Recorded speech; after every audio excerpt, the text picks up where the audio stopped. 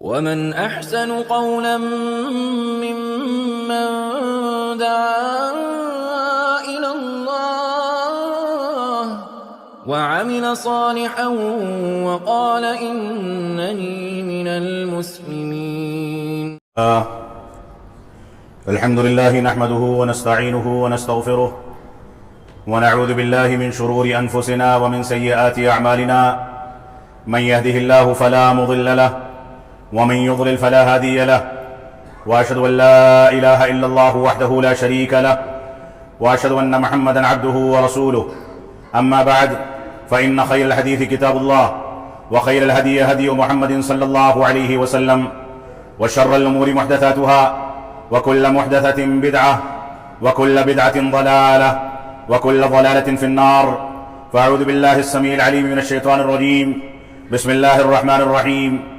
وإذ يمكر بك الذين كفروا ليثبتوك أو يقتلوك أو يخرجوك ويمكرون ويمكر الله والله خير الماكرين.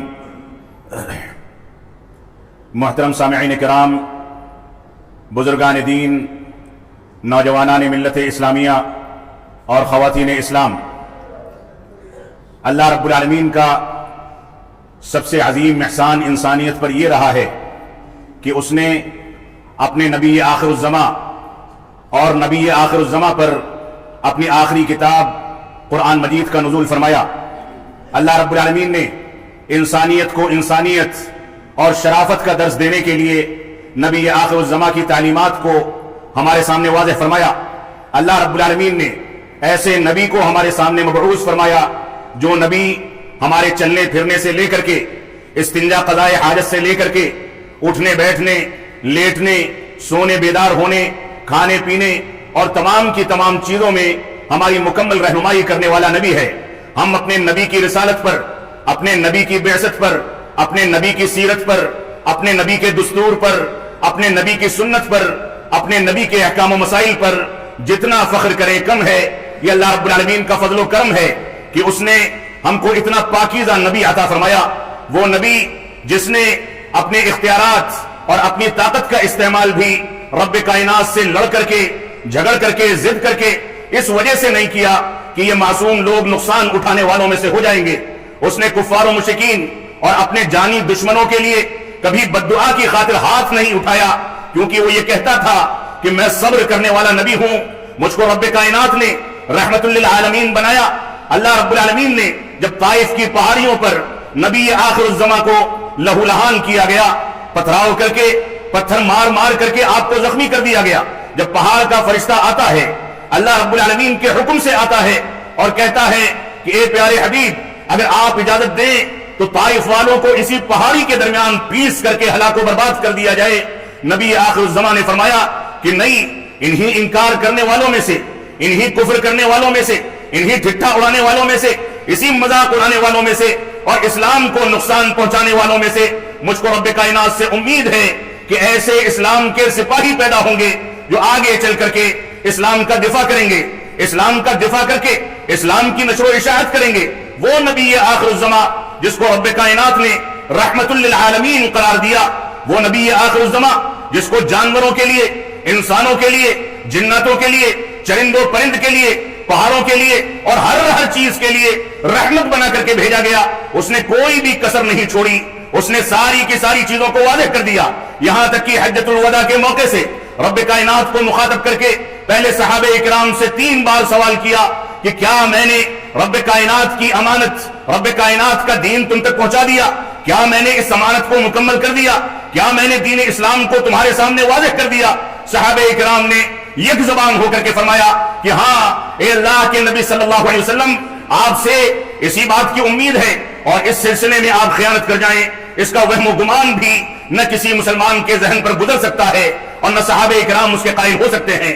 رسول اکرم صلی اللہ علیہ وسلم نے صحابہ اکرام کو مخاطب کرنے کے بعد اپنی انگلیاں آسمان کی جانب اٹھا دی، آسمان کی جانب دیکھا اور رب کائنات کو گواہ بنا کر کے فرمایا کہ اے میرے پیدا کرنے والے، اے میرے رب کائنات، تو گواہ رہنا کہ میں نے دین کو ان تک پہنچا دیا ہے. اے رب کائنات، تو گواہ رہنا کہ میں نے دین کی امانت کو مکمل کر دیا. اے رب کائنات، تو گواہ رہنا کہ میں نے دین اسلام کی امانت کو مکمل طریقے سے امت اسلامیہ اور ساری کی ساری امتوں کے سامنے واضح کر دیا. میں نے دعوت کے مشن کو مکمل کر دیا. ساری تکلیفیں برداشت کی گئی. رسول اکرم صلی اللہ علیہ وسلم کو لہو لہان کیا گیا, آپ کو آزمایا گیا, آپ کو پریشان کیا گیا, گالیاں دی گئی, آپ کو اذیتیں پہنچائی گئی. آپ کی سواریاں جہاں سے گزرتی تھی منافقین کہتے تھے صحابہ کرام سے کہ اپنے نبی کی سواری کو یہاں سے لے کر کے نہ گزرا کرو, کیونکہ ہم کو اس کی سواری کی مہک سے تکلیف ہوتی ہے. یہاں تک اذیتیں دی گئی. اذیتوں کا یہ عالم تھا کہ آپ بیٹھے ہوئے تھے, آپ کے اوپر پتھر گرانے کی کوشش کی گئی. اذیتوں کا یہ عالم تھا کہ آپ کے اوپر جادو ٹونا کیا گیا. اذیتوں کا یہ عالم تھا کہ آپ کو زہر دے کر کے ہلاک کرنے کی کوشش کی گئی. یہ امت اسلامیہ کے دشمن مشرکین مکہ, کفار و مشرکین, اسلام دشمن یہود و نصارہ 1400 سال سے لے کر کے آج تک اسلام کا مذاق, اسلام کا ٹھٹھا, اسلامی تعلیمات کا مذاق اڑانے کی ناروا کوششیں کرتے رہے ہیں. لیکن اللہ کی قسم اسلام کو نقصان پہنچانے والا آج تک نہ کوئی پیدا ہو سکا ہے, نہ قیامت تک پیدا ہو پائے گا. مسئلہ یہ ہے کہ رسول اکرم صلی اللہ علیہ وسلم نے حجۃ الوداع کے موقع سے الیوم اکملت لکم دینکم واتممت علیکم نعمتی ورضیت لکم الاسلام دینا, اس آیت کریمہ کے نزول کے ساتھ جب دین کی امانت مکمل کر دی تو آج بھی مسلمان جو خرافات کا, بدعات و خرافات کا, نئے قسم کے رسوم و رواج کا شکار ہو کر کے دین میں نئی باتیں ایجاد کرتا ہے, تو یہ نبی آخر الزماں کی آخری وصیتوں, آپ کا گواہی بنانا, اللہ رب العالمین کو گواہ بنانا, صحابہ کرام سے تصدیق لینا اور اپنی اونٹنی پر بیٹھ کر کے صحابہ کرام کو مخاطب کرنا اور ساری کی ساری مشکلات کو برداشت کر کے دین کی امانت کو دنیا کے سامنے پیش کر دینا. حقیقت یہ ہے کہ آج کے دور میں بدعات و خرافات کو اگر دین کا حصہ سمجھا جاتا ہے, آج کے دور کے رسوم و رواج کو رسول اکرم صلی اللہ علیہ وسلم کی جانب اگر منسوب کر کے دین کا حصہ باور کرایا جاتا ہے, تو یہ نبی آخر الزماں کی سب سے عظیم توہین ہے. اور اسی کے بارے میں اللہ کے نبی صلی اللہ علیہ وسلم کے متعلق ملتا ہے کہ قیامت کے دن امت اسلامیہ کے افراد اور ساری کی ساری امتیں جب رسول اکرم صلی اللہ علیہ وسلم کی طرف بڑھیں گی اور امت اسلامیہ کے اعضائے وضو ان کی علامت کے مطابق چمک رہے ہوں گے, لیکن فرشتے آ کر کے کچھ لوگوں کو روک دیں گے, آگے نہیں بڑھنے دیا جائے گا. نبی آخر الزماں کی رحمت, آپ کی رحمت للعالمین وہاں پر بھی کارگر ثابت ہوگی اور آپ فرمائیں گے یہ تو میری امت کے لوگ ہیں, ان کو مجھ سے قریب آنے دیا جائے, کیوں روکا جاتا ہے؟ تو فرشتے کہیں گے کہ آپ نہیں جانتے کہ آپ نے لمن غیر بعدی, ان لوگوں نے آپ کے بعد دین میں نئی باتیں ایجاد کر لی. تو اللہ کے نبی صلی اللہ علیہ وسلم وہاں پر براءت کا اظہار کر کے فرمائیں گے سحقن سحقن لمن غیر بعدی, میرے سے ان لوگوں کو دور کر دیا جائے جن لوگوں نے میرے دین کے نام پر دین میں تبدیلی پیدا کر دی, بدعات و خرافات کو دین کے نام پر انجام دینے لگے. آج مسلمانوں کی اکثریت, مسلمانوں کی ایک بڑی تعداد دین کے نام پر اگر عبادات کو انجام دیتی ہے تو کوئی حنفی طریقہ اختیار کرتا ہے, کوئی شافعی طریقہ اختیار کرتا ہے, کوئی مالکی طریقہ اختیار کرتا ہے, کوئی حنبلی طریقہ اختیار کرتا ہے. مسلمانوں کی وہ قلیل جماعت جو محمدی طریقے پر چلتی ہے وہ مسلمانوں کے دوسرے طبقے میں سب سے زیادہ مطعون نظر آتے ہیں. ان کو کہیں یہودیوں کا ایجنٹ کہا جاتا ہے, کہیں دین کے نام پر کھلواڑ کرنے والا گردانا جاتا ہے, کہیں ناجائز نطفے سے منسوب کر کے ان کی بدنامی اور ان کو ذلیل کرنے کی کوشش کی جاتی ہے. آج مسلمانوں کے معاشرے کا, مسلمانوں کے ماحول کا, مسلمانوں کی آبادی کا کل خلاصہ یہ ہے کہ سچا مسلمان وہی سمجھا جائے جو بدعات و خرافات کو انجام دے, سچا مسلمان وہی سمجھا جائے جو قبروں پر اپنے نبی آخر الزماں کی آخری وصیتوں کا گلا گھوٹے, سچا مسلمان وہی سمجھا جائے جو قبروں پر چادریں چڑھائے, قبروں کو پکا کرے, قبروں پر پھول ڈالے, قبروں کے اوپر تعمیرات کرے, قبروں پر تلاوت کا اہتمام کرے, وہی مسلمان سچا سمجھا جاتا ہے. جبکہ نبی آخر الزماں کی تعلیمات ان تعلیمات کے صریح مخالف ہیں. آج ضرورت اس بات کی ہے کہ اگر ہمارے نبی پر, ہمارے نبی کے نکاح پر, ہماری ماں عائشہ صدیقہ رضی اللہ تعالیٰ پر کسی انداز کی انگلی اٹھتی ہے تو وہ انگلی بذات خود ٹوٹ کر کے تباہ و برباد ہو جانی چاہیے. ہمارا عمل ایسا ہونا چاہیے کہ ہم اپنے کردار سے, اپنے اخلاق سے, اپنی تعلیم سے, اپنے سچے مسلمان ہونے سے لوگوں کی بڑی بڑی سازشوں کو ناکام کر دیں. لیکن وہ آبادی جو لاکھوں کی تعداد میں اسی اوکھلا میں بستی ہے, آپ انصاف کے ساتھ جواب دیں کہ نبی نے ہم کو صلاۃ فجر میں حاضری کا حکم دیا. ہم کتنے لوگ ہیں جو مسجدوں کو آباد کرتے ہیں؟ نبی نے ہم کو توحید کے تقاضوں کے مطابق چلنے کا حکم دیا. ہم میں سے کتنے لوگ ہیں جو توحید کے تقاضوں کی تکمیل کرتے ہیں۔ نبی نے ہمارے سامنے یہ واضح کر دیا کہ اتباع رسول میں ہی ہمارے لیے کامیابی اور بھلائی ہے۔ ہم میں سے کتنے لوگ ایسے ہیں جو آج بھی نبی کی اور ان کی بیویوں کی توہین ہونے کے بعد آج بھی اس بات کے لیے اپنے آپ کو آمادہ کر سکے کہ مسجدوں کو آباد کریں، سیرت رسول کا مطالعہ کریں اور قرآن و سنت کے مطابق زندگی کو ڈھالیں، توبہ کریں ان خرافات سے جن خرافات کے نتیجے میں ہم بدعتیوں کی صفوں میں شامل ہوتے چلے جا رہے ہیں۔ ہماری ذمہ داری ہے کہ ہم قرآن و سنت کے مطابق چلیں۔ نبی آخر الزماں جناب محمد الرسول اللہ صلی اللہ علیہ وسلم کے بارے میں آپ کی شخصیت کو مجروح کرنے سے متعلق، آپ کی توہین کرنے، آپ کا مذاق اڑانے، آپ کا ٹھٹھا اڑانے، آپ کو اذیتیں پہنچانے کا یہ کوئی نیا واقعہ نہیں ہے۔ اللہ رب العالمین نے 1400 سال پہلے قرآن مجید میں واضح کر دیا، وَإِذْ يَمْكُرُ بِكَ الَّذِينَ كَفَرُوا لِيُثْبِتُوكَ أَوْ يُقْتِلُوكَ أَوْ يُخْرِجُوكَ وَيَمْكُرُونَ وَيَمْكُرُ اللَّهُ وَاللَّهُ خَيْرُ الْمَاكِرِينَ۔ اللہ رب العالمین نے فرمایا، اے اللہ کے نبی صلی اللہ علیہ وسلم، ہم جانتے ہیں کہ یہ کفار و مشرکین، یہ اسلام دشمن آپ کو قید و بند میں ڈالنے کے لیے، قتل کرنے کے لیے، شہر بدر کرنے کے لیے اور آپ کو شہر سے نکالنے کے لیے ساری کی ساری سازشیں کرتے ہیں۔ آپ کے خلاف دن و رات بیٹھ کر کے پلاننگ کی جاتی ہے، دار الندوہ کے اندر آپ کو اذیتیں پہنچانے کی کوششیں کی جاتی ہیں اور شعب ابی طالب میں برسوں تک آپ کو کچا چمڑا اور کچے پتے، سوکھے پتے چبانے پر مجبور کر دیا جاتا ہے، ساری اذیتیں پہنچائی جاتی ہیں، ساری تکلیفیں دی جاتی ہیں۔ اللہ رب العالمین نے فرمایا، وَإِذْ يَمْكُرُ بِكَ الَّذِينَ كَفَرُوا لِيُثْبِتُوكَ، یہ کفار و مشرکین آپ کے خلاف سازشیں کرتے ہیں کہ آپ کو نکال دیں، آپ کو قید کر لیں، آپ کو قتل کر دیں، آپ کو شہر بدر کر دیں۔ اللہ رب العالمین نے فرمایا، وَيَمْكُرُونَ وَيَمْكُرُ اللَّهُ وَاللَّهُ خَيْرُ الْمَاكِرِينَ۔ اللہ رب العالمین جانتا ہے کہ کس کے ساتھ کون سی تدبیر اختیار کرنی ہے۔ یہ تدبیریں اختیار کرتے رہیں، یہ سازشیں کرتے رہیں، یہ ٹھٹھا اڑاتے رہیں، یہ مذاق اڑاتے رہیں۔ وَيَمْكُرُونَ وَيَمْكُرُ اللَّهُ وَاللَّهُ خَيْرُ الْمَاكِرِينَ۔ اور اللہ رب العالمین زیادہ بہتر تدبیریں کرنے والا ہے۔ وہ جانتا ہے کہ اسلام کا مذاق جب بھی اڑایا گیا، چاہے وہ ڈنمارک میں ہو، فرانس میں ہو، ہندوستان میں ہو یا دنیا کے کسی بھی خطے میں ہو، اس کے بعد پڑھے لکھے سنجیدہ لوگ اسلام کا مطالعہ کرنے، سیرت رسول کا مطالعہ کرنے، اسلامی حقائق کو سمجھنے کے لیے اسلام کی جانب پلٹے۔ ہزاروں اور لاکھوں کی تعداد میں لوگوں نے اسلام قبول کیا۔ لہذا ہماری ذمہ داری یہ ہے کہ اس انداز کے مسائل میں یا تو قانونی چارہ جوئی اپنے قائدین کو مجبور کر کے اختیار کی جائے، یا کم از کم ہم میں کا ہر شخص اس بات کی یقین دہانی کرائے کہ ایسے مسائل میں دین کی جانب رجوع کرنا یہ ہماری بنیادی ذمہ داری ہے۔ اللہ رب العالمین نے فرمایا، وَمَا أَرْسَلْنَاكَ إِلَّا رَحْمَةً لِلْعَالَمِينَ۔ اے اللہ کے نبی صلی اللہ علیہ وسلم، ہم نے آپ کو تمام جہانوں کے لیے رحمت بنا کر کے بھیجا ہے۔ اور رحمت بنا کر کے کیوں نہ بھیجے جاتے؟ وہ نبی آخر الزماں جو امت اسلامیہ کی ہدایت کے لیے، امت اسلامیہ کو راہ راست دکھانے کے لیے دن و رات رب کائنات کے آگے روتے تھے، گڑ گڑاتے تھے، رات رات بھر عبادات میں مصروف رہا کرتے تھے۔ وہ نبی آخر الزماں جن کی عبادت اتنی طویل ہوا کرتی تھی کہ مبارک پہر میں ورم آ جایا کرتا تھا۔ وہ نبی آخر الزماں جب سجدے میں دعائیں کرتا تھا تو اس کے اس مبارک سینے سے کڑھائی میں ابال کھانے والے سامان کے طریقے سے ابال پیدا ہوتا تھا۔ وہ نبی آخر الزماں جو خود کہتا ہے کہ میری اور تمہاری مثال ان پتنگوں کے طریقے سے ہے جو پتنگے رات کے وقت میں روشنی پر اور چراغ پر گر گر کر کے اپنے آپ کو تباہ کرتے ہیں۔ میں تم کو تمہاری کمر پکڑ پکڑ کر کے کھینچتا ہوں اور کہتا ہوں کہ اس رنگینی میں نہ جاؤ، دنیا داری کو اختیار نہ کرو، بلکہ اپنی دین کی زندگی پر غور و تدبر کرو۔ وہ نبی آخر الزماں جو امت اسلامیہ کے ایک ایک فرد کے لیے اتنا حریص ہوتا تھا، اس نبی آخر الزماں کو رحمت للعالمین کیوں نہ کہا جائے؟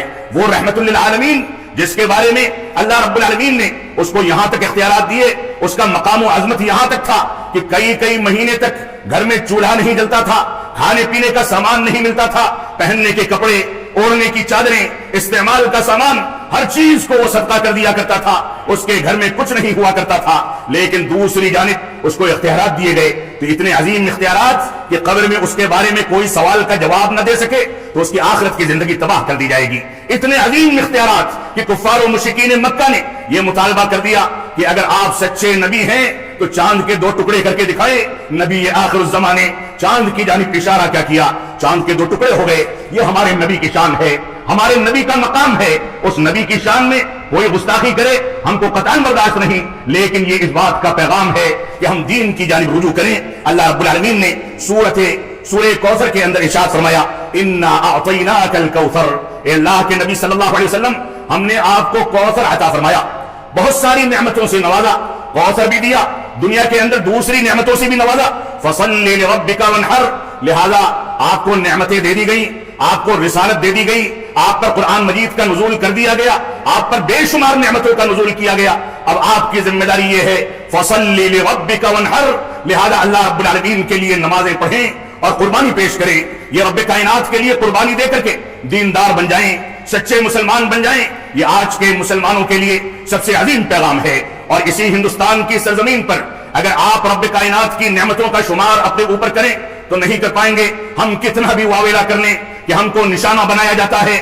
ہم کتنا بھی واویلا کھڑا کر دیں کہ ہم کو بے گناہی کے باوجود گرفتار کیا جاتا ہے، لیکن اللہ کی قسم یہ ہمارے کرتوتوں کا نتیجہ ہے۔ یہ مسجدوں سے بلند ہونے والی آوازیں، 5 وقتہ نمازوں میں اشہد ان لا الہ الا اللہ اور اشہد ان محمد رسول اللہ کی صدائیں، جن پر مسلمان غفلت کا شکار ہو کر کے اپنے گھروں میں سویا پڑا رہتا ہے، اس سے عظیم نعمت اور ایسے ماحول کا مہیا ہونا دنیا کے بہت سارے خطوں میں مسلمان اس سے بھی محروم کر دیے گئے۔ تو اس نعمت پر ہم رب کائنات کا جتنا شکر ادا کریں کم ہے۔ اگر ان نعمتوں کا مسلمانوں نے بھرپور فائدہ نہیں اٹھایا تو آگے آنے والے وقت میں مسلمان مزید مسائل کا سامنا کرے گا، مزید مشکلات کا سامنا کرے گا، کیونکہ ہمارا اعتقاد ہے کہ ہماری مشکلات کا سبب ہم خود پیدا کرتے ہیں۔ دین سے دوری کے نتیجے میں رب کائنات ہم کو مشکلات میں گرفتار کرتا ہے، عذاب میں گرفتار کرتا ہے، اور اس کے بعد مختلف شکلوں میں ہمارا ٹھٹھا اڑایا جاتا ہے۔ تو اللہ رب العالمین نے فرمایا کہ اللہ کے نبی صلی اللہ علیہ وسلم آپ پر اللہ رب العالمین نے اپنی نعمتیں مکمل کی، لہذا اب رب کائنات کی عبادت کریں، اس کے لیے قربانی پیش کریں۔ ان شانئک هو الابتر، اللہ رب العالمین نے 1400 سال پہلے یہ اعلان کر دیا کہ آپ کی شان یہ ہے، آپ کا مقام یہ ہے، آپ کو یہ عظمت دی گئی ہے کہ آپ کے خلاف سازشیں کرنے والے بے نام و نشان ہو کر کے اس دنیا سے تباہ و برباد ہو جاتے ہیں۔ ابو جہل نے بیڑا اٹھایا، 2 بچوں نے قتل کر کے تباہ و برباد کر دیا۔ ابو لہب نے بیڑا اٹھایا، قرآن مجید کی آیتوں کے ذریعے اس کے ہاتھوں کو شل کر دیا گیا۔ بے شمار مقامات پر ڈنمارک میں اور اسی طریقے سے فرانس میں، ہندوستان میں بے شمار لوگ پیدا ہوئے جنہوں نے نبی آخر الزماں کی شان میں گستاخی کی، اور دنیا نے اپنی آنکھوں سے ان کی ذلت و خواری اور ان کی تباہی کو دیکھ لیا۔ اور آپ دیکھیں اسی علاقے میں ایک تعلیمی ادارہ ہے، اس کے کسی وائس چانسلر نے کسی دور میں رسول اکرم صلی اللہ علیہ وسلم کی شان میں گستاخی کی تھی، نتیجہ کیا ہوا تھا؟ اپنے گھر والوں کے سامنے اپنے ڈرائنگ روم میں بیٹھ کر کے استنجا اور قضاء حاجت کرتا تھا، لوگ سمجھاتے تھے، اس کے سمجھ میں نہیں آتا تھا، نہ بیوی کو پہچان پاتا، نہ بچوں کی شناسائی تھی، نہ کسی انداز کی کسی سے گفتگو کر پاتا تھا۔ اسی حالت میں رب کائنات نے اس کو تباہ و برباد کر دیا۔ تو نبی کی شان میں گستاخی سے ہم پہلے ہی اپنے دشمنوں کو متنبہ کرتے ہیں کہ اپنی نجات چاہتے ہو، اپنی بھلائی چاہتے ہو تو اس گستاخی کو چھوڑ دو، ورنہ رب کائنات ہمارے لیے کافی ہے۔ تو اللہ رب العالمین نے فرمایا آپ کی شان یہ ہے کہ آپ کا دشمن بے نام و نشان اور بے نسل کا ہو کر کے تباہ و برباد ہو جاتا ہے۔ اللہ رب العالمین نے سورۃ الانشراح کے اندر ارشاد فرمایا الم نشرح لک صدرک، اے اللہ کے نبی صلی اللہ علیہ وسلم کیا ہم نے آپ کے سینے کو کھول نہیں دیا؟ سینے کو کھولنے کی یہاں تک نشانیاں ملتی ہیں، یہاں تک دلائل ملتے ہیں کہ 4 سال کی عمر میں رسول اکرم صلی اللہ علیہ وسلم کی مبارک سینہ چاک کر کے دل کو نکالا گیا، اور وہاں سے شیطان کے اثر انداز ہونے کا وہ حصہ جس پر شیطان وار کرتا ہے اس کو اس سے الگ کر کے اس دل کو پاکیزگی کے ساتھ دوبارہ نصب کیا گیا۔ پھر معراج کے موقع سے رسول اکرم صلی اللہ علیہ وسلم کا سینہ دوبارہ سے چاک کیا گیا، سونے کے برتن میں رکھا گیا، آب زمزم سے غسل دیا گیا، اور اس کے بعد پھر سے مبارک سینے میں نصب کر دیا گیا۔ اس دل کے بارے میں اللہ رب العالمین نے فرمایا کہ کیا ہم نے آپ کے دل کو آپ کے لیے کھول نہیں دیا؟